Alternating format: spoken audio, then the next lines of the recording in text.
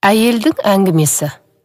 Бір жасқа тола қоймаған баламмен, күйеуім, үшеуміз арқалықтың ар жағындағы Державинкада тұратын ата-анама бардық деп бастады әңгімесін әлгі әйел. Көптен көрмеген әке-шешем асты үстімізге түсіп жатыр. Қазақ үшін әкеңнің қабағы мен ананың аялы алақаннан асқан не бар шіркін? Қаладан қызым келді деп құрақ ұшып, барын алдыма қойып, баламды алдына алып, күйеуіме жылы қабақ танытып жатыр әке-шешем. Қайран уақыт, қыста терезеге ою салған аяздай, ата-анамның бетіне әжептәуір әжім түсіріпті. Әкемнің әдемі қырау шалған самайы бар еді. Бүгінде шашы қар түскен, Алатаудың шыңындай ағарыпты. Ернінің үстіндегі селдір мұртымен, иегінің астындағы шоқша сақалы бірігіп, қырау түскен қамыстай, олар да аппақ. Еңсесін түсірмейтін есіл әкемді, қарттық шіркін, қатты еңкейтіпті биыл. Бидай өңді анамның бетіндегі әжімі, баламның білегіндегі сызаттай тереңдепті.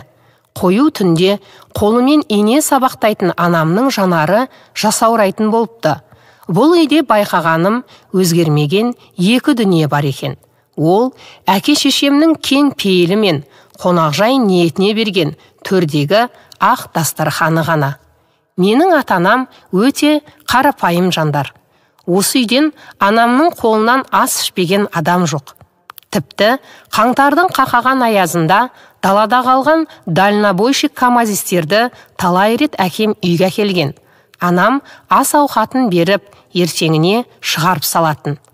Шіліңгір шілденің ыстығында шөлдейсіңдер, ең болмаса бір бөтелке су алыңдаршы, деген анамның айтқанына құлақ аспадым. Арқалық деген мынау тұр, аман болсақ 2 сағатта жетерміз деп бой бермедім. Баламды алдыма алып, бауыр басқан ауылға қош деп қосағымыз екеуміз жолға шықтық. Құдайдың құдіреті, жарты жолға келгенде көлігіміз өзінен өзі сөніп қалмасы бар ма? Ай дала, жапан түз, үшеумізден басқа жан жоқ. Күре жолдың бойында көк шөпке жайылып тұрған күрең аттай капоты көтеріліп, көлігіміз тұр. Ағаш түгілі бұтасы жоқ жерден күйеуім көлеңке іздеп әлек. Бала шөлдеп шырылдап бара жатыр. Бағанағы анамның айтқанына құлақ ассамшы. Манадан бері машинасының моторын шұқып, мазасы кеткен күйеуім негізі маладес жігіт екен. Бір ауыз сөз сөйлеген жоқ маған. Артқы орындықта жатқан көрпешені біздің төбемізге көлеңке қылып әлек. Біраз уақыт өтті. Көліктің көлеңкесінде отырған менің көзіме алыстан шаң көрінді. Арқалыққа жол тартқан аппақ көліктің ішінен ақ жаулықты апа мен 60-тарды алқымдаған аға түсті. Сулары бар екен. Шөнімізді әбден қандырдық.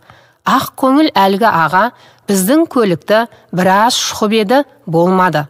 Аға, ақ пейіліңізге рахмет. Арқалыққа барсаңыз, жолда тұрған гаиға менің атымды айтсаңыз болды. Аттай шауып келетін ағайыннан артық әріптестерім бар деп жолдасым жалмаңдап жатыр. Шынында күйеуім әріптестерінің арасында өте абыройлы жігіт еді. Қалаға шамамен әлі 40 шақырымдай бар. Жарайды, аманатыңды айтам айналайын деп, көлікті айналып өтіп бара жатып маған қарады ағам.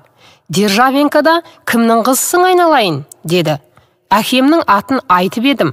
Ауылдың шетіндегі, каналдың жағасындағы үлкен үйде тұратын ағаның қызысың ба? Деп әкемнің атын айтты. Иә, сол кісінің қызымын деп едім. Ойбай, мен мына балаларды далада тастамаймын деп ағам әйеліне қарады. Бұл қыздың әкесі мені қақаған қыста қатып қалған машинамды үйіне сүйреп апарған.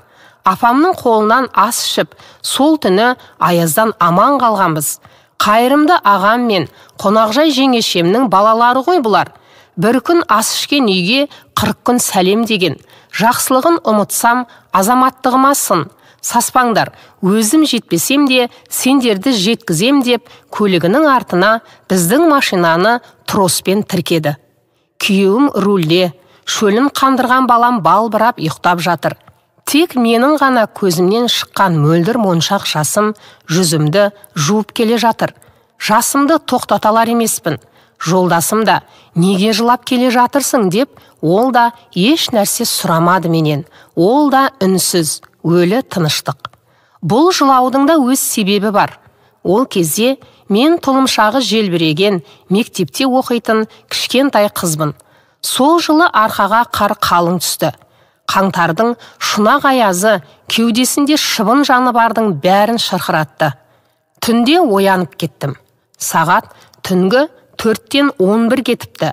Буырқанған дүлей боранның күші сыртқы терезелердің әйнегін сындырып кететіндей уілдейді. Анам байғұс ауызғы бөлмедегі пештің астына от салып, қазан асып жатыр екен. Қасына барсам, қолындағы кекпірмен еттің көбігін алып болыпты. Апа, не істеп жатырсыз десем, әкең көлігі аязда қатып қалып, жолда қалған жігіттерді үйге алып келе жатыр. Маған қазанға ет сал деп айтып кетіп еді. Келіп қалатын уақыттары да болды ау. Байғұстар аман болса болар еді. Әбден жаурап қалған шығар. Келсе, ас ішіп, бойларын жылтар. Аяқтың астына оралмай ұйықтай ғой қызым деп маған апам қарады. Ту, апа, сіздер де қызықсыздар. Кім көрінгенді үйге шақырасыздар. Оған тамақ бересіздер. Осы үйден иттің итақайына дейін тек тамақ ішуге келеді.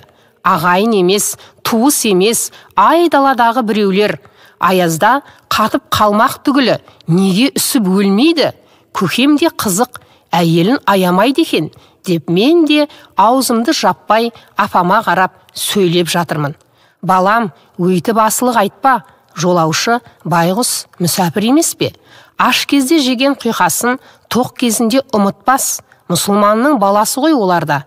Дөңгеленген дүние айналып ертең сені олардың алдына алып бармасын. Одан да орныңа барып жат қызым.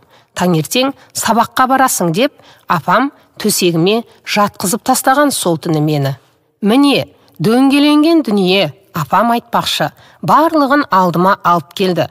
Ата-анамның қайырымы, топан су басқан дүниеде алдымнан қайық боп кездесті. Асылық айтқаныма өкініштен өзегім өртеніп, көзімнің жасын тоқтата алмай келе жатқаным да сондықтан. Қаланың шетіндегі май құю бекетіне әкеліп тастады. Бізді әлгі ақ көңіл аға. Қоштасып, артынан қол бұлғап қалдық. Оталдырғыштың кілтін бұрап қалып еді, біздің үйдегі отағасы. Машина гүр етіп бірден оталып кетті. Екеуміз де аң-таң болып қалдық. Жаратқан бұнысымен не айтқысы келді екен бізге? Адамдар кейде өзімнің ептілігімнен, пысықтығымнан, етімнің тірілігінің арқасында осы дәрежеге жеттім деп ойлайды. Байлық та, билік те, абырой да аспаннан түскендей алшаңдап жүреді. Бастарына келген ауыр сынақтан сүрінбей өтсе, өзі шешкендей өктемсейді олар. Қайдан білесің, мұның барлығы ата-анаңның немесе ата-бабаңның Құдайға жаққан бір ісінің арқасында болып жатқан шығар. Мүмкін қабыл болған бір дұғасы, мүмкін қабыл болған қайырымды бір ісі шығар. Әлеуметтік желіден алынды. Оқыған Гүлбибі Әбусайылқызы.